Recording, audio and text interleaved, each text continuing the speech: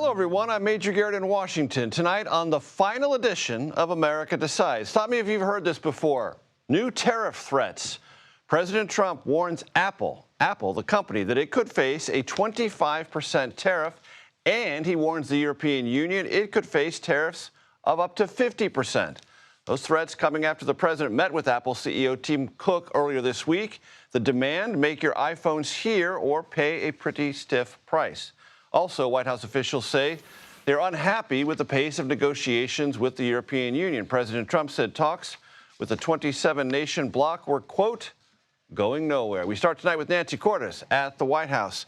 So, Nancy, you asked President Trump in the Oval Office about Apple and these tariffs. What did he say? Well, Major, he said that these tariffs are actually going to go into effect at the end of this month.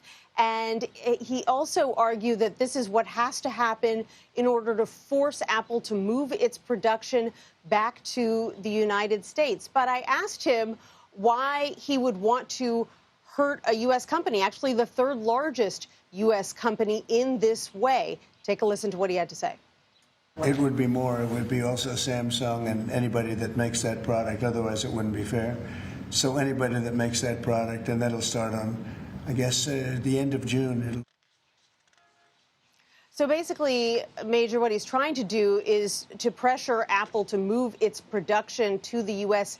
more or less immediately, even though Apple CEO Tim Cook has said time and time again that, first of all, the U.S. simply doesn't have the pool of skilled workers with the particular skills needed to make the iPhone in numbers large enough to be able to make millions of iPhones here in the United States. And outside analysts have estimated that making the iPhone in the U.S., even if that workforce was available, would end up tripling the cost for American customers from, let's say, $1,000 right now up to $3,000 or even $3,500.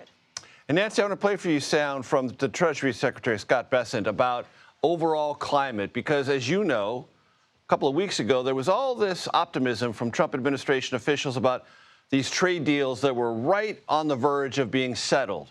Well, let's listen to the Treasury Secretary now.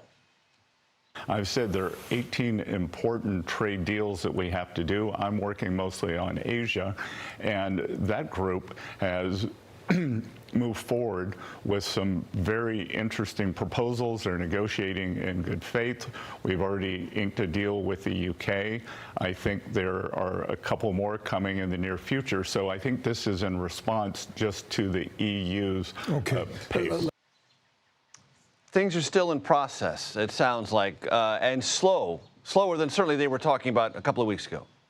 Right. They were talking about 90 deals in 90 days. Instead, the only deal that's been announced so far is one with the UK, where the U.S. has a trade surplus, so it was easier to get that deal done. Part of the challenge has been that some of the president's expectations and his demands keep shifting, which makes it difficult to sit down at the negotiating table. For example, Tim Cook, the CEO of Apple, he knew that the president didn't like that iPhones were being made abroad, that he viewed this as a symbolic weakness. And so back in February, in order to mollify the president, Cook announced that Apple was going to be investing $500 billion over the next 4 years in building up the U.S. workforce, in building new U.S. plants, and moving semiconductor production here to the U.S. And if he thought that that would be enough for President Trump, those hopes were short-lived, because apparently the fact that the president was hearing that Cook was looking at moving some production to India from China, it really set him off. And so he issued this early morning post on Truth Social today saying that he's going to slap this 25% tariff on iPhones. Or negotiate in the in-between. Nancy Cordes at the North Lawn of the White House. Thanks so much.